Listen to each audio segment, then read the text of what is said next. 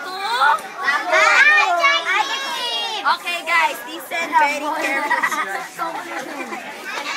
Kung ang noun ay mga pangalan at ang verb ay mga words na action,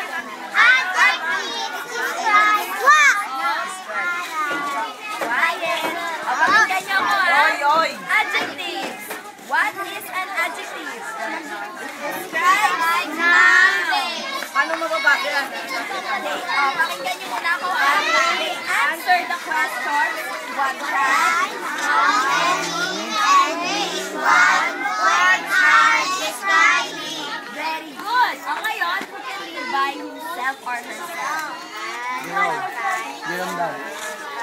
Karen, please read the first. Isa-isa.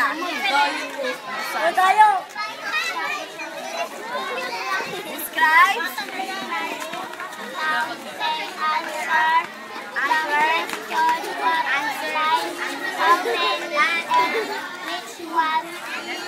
Words are describing. Very good.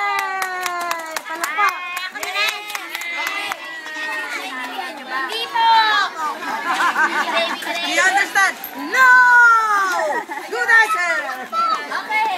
Ang adjective daw ay tatagalogin ko guys ha? Yes. Adjectives.